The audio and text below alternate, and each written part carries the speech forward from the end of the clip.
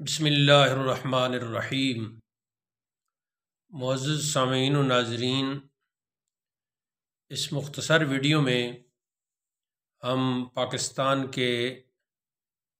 نامور مفتی جنہیں مفتی منیب الرحمان کہا جاتا ہے اور جو رویت ہلال کمیٹی کے سابق چیئرمین بھی ہیں،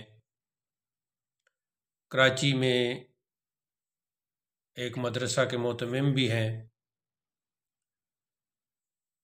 ان کے حوالے سے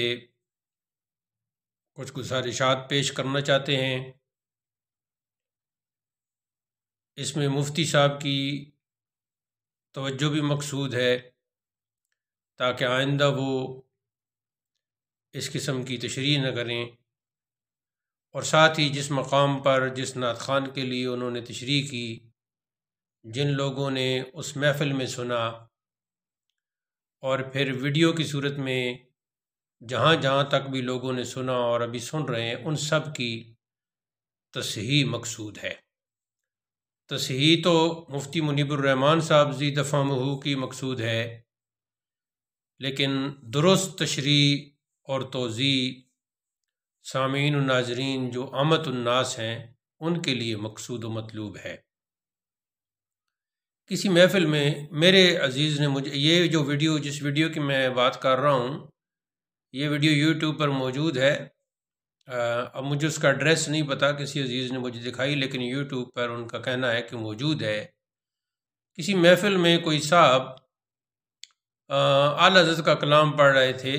وہ کمال حسن حضور ہے کہ گمان نقص جہاں نہیں، یہی پھول خار سے دور ہے،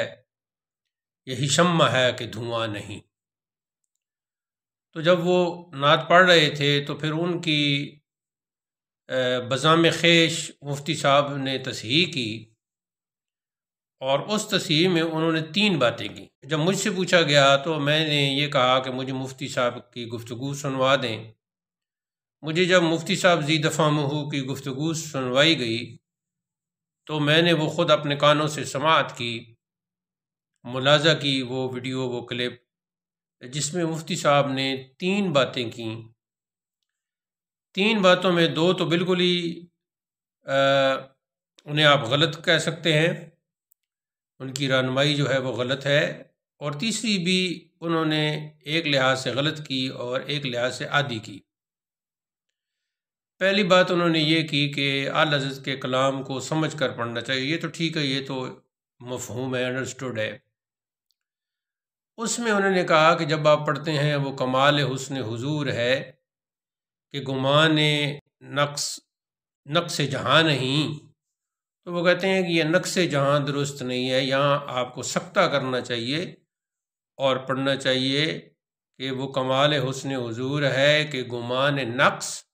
جہاں نہیں، سکتہ کر کے پڑھنا چاہیے۔ تو مفتی صاحب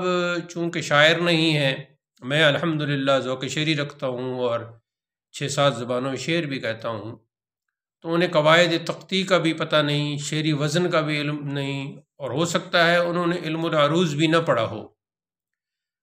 تو ایسے جو مقامات ہوتے ہیں کہ جب 2 حرف ساکن آ جائیں، جیسے نقص میں قاف بھی ساکن ہے اور صاد بھی ساکن ہے، تو جب 2 حرف ساکن آ جائیں تو پھر شعری وزن کا چونکہ خیال کرنا ہوتا ہے، دھیان رکھنا ہوتا ہے، تو پھر یہاں تختی کا اور وزن کا قاعدہ یہ ہے کہ دوسرے ساکن کو متحرک کر دیا جاتا ہے، تب وزن سالم رہتا ہے اور مطلوبہ مصرع وزن سے خارج نہیں ہوتا۔ یہ علم العروض جاننے والے اور شعراء جانتے ہیں کہ مصرع کا وزن سے خارج ہونا یہ عیب ہے، یہ تو عام شاعر کے لیے بھی عیب ہے، تو کہاں اعلیٰ حضرت جو ماہر علم العروض ہیں ان کا مصرع کیسے بے وزن ہو سکتا ہے، خارج الوزن ہو سکتا ہے، بے وزن ہو سکتا ہے۔ تو قاعدہ یہ ہے کہ جب 2 ساکن ایسے مقام پر درمیان میں جب کسی لفظ میں 2 ساکن ہوں تو دوسرے ساکن کو پھر متحرک کر دیا جاتا ہے۔ اب یہاں سوال یہ پیدا ہوتا ہے کہ قاعدہ کے مطابق تو اسے متحرک کرنا ہی کرنا ہے، حرکت کون سی لگائی جائے؟ تو حرکت یہاں عموماً زبر کی لگا دیتے ہیں، لیکن بعض اساتذہ کا، اور جن میں میں خود بھی شامل ہوں، یہ کہنا ہے کہ جہاں سلاست اضافت میں ہو، زیر میں ہو، تو وہاں زیر لگا دینی چاہیے، کیونکہ مقصد وہاں کسی مرکب کو، کسی ترکیب کو بدلنا نہیں ہوتا، بلکہ وزن کو سلامت رکھنا ہوتا ہے، اور وہاں تحریک ضروری ہوتی ہے، حرکت ضروری ہوتی ہے۔ تو یہاں بھی پھر شروع سے ہی اساتذہ نے، اور غالباً اعلیٰ حضرت نے بھی یہی پسند کیا ہوگا،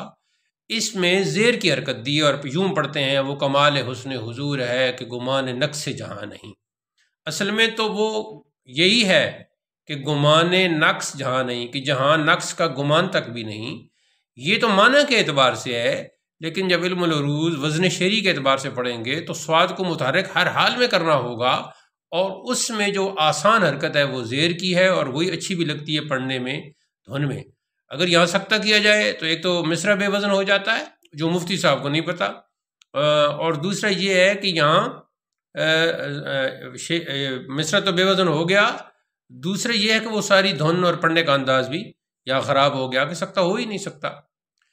اس کے بعد انہوں نے دوسری جو بات کی ہے وہ یہ کی ہے کہ فاضل بریلوی، اس میں انہوں نے کہا کہ لوگ فاضل بریلوی کہتے ہیں، تو یہ غلط ہے، بلکہ فاضل بریلی کہنا چاہیے، یعنی اس کا پھر مطلب ہوگا بریلی کا فاضل۔ یہاں بھی مفتی صاحب جو ہیں وہ فارسی مرکبات سے چونکہ آگاہ نہیں ہیں،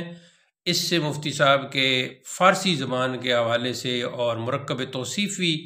کے عدم علم کا یہاں سے پتہ چلتا ہے۔ فارسی میں مرکب توصیفی زیر کے ساتھ آتا ہے، اور یہ مرکب توصیفی ہے۔ فاضل بریلوی کا مطلب ہے وہ فاضل جو بریلوی ہے۔ ایسے ہی شیخ عبدالحق محدث دہلوی کے ساتھ محدث دہلوی کہا جاتا ہے۔ اس کی مثال انہوں نے بھی پیش کی، لیکن وہاں محدث دہلوی انہوں نے کہا، یعنی محدث پہ رک گئے۔ اب ان سے کوئی پوچھے کسی کا، اگر آپ عربی ترجمہ کرو گے تو ایسے کرو گے المحدث الدہلوی یا المحدث الدہلوی کرو گے، تو ایسے ہی یہاں بھی ہے الفاضل البریلوی، یہ مرکب توصیفی ہے۔ تو فاضل بریلوی جب ہم کہیں گے تو اس کی ترکیب ناوی یوں ہوگی، اس کا جو شکل ہے وہ یوں ہوگی کہ فاضل موصوف، بریلوی اس کی صفت۔ بریلوی اپنی جگہ اس میں منصوب ہے، وہ درست ہے۔ اگر آپ فاضل بریلی کہتے ہیں پھر یہ مرکب اضافی بنانے کی ضرورت ہی نہیں، مرکب اضافی میں تو معنی ہی تنگ ہو جاتا ہے۔ فاضل بریلوی جو مرکب توصیفی ہوتا ہے اس کا معنی ہے کہ وہ فاضل تو وہ اپنی جگہ ہے، لیکن وہ بریلوی ہے، یعنی بریلی کا رہنے والا ہے۔ تو فاضل بریلی مرکب توصیفی ہے۔ فارسی میں مرکب توصیفی زیر کے ساتھ آتا ہے، جیسے ہم کہیں رخ انور، تو اب یہ کوئی تو نہیں کہہ سکتا نا کہ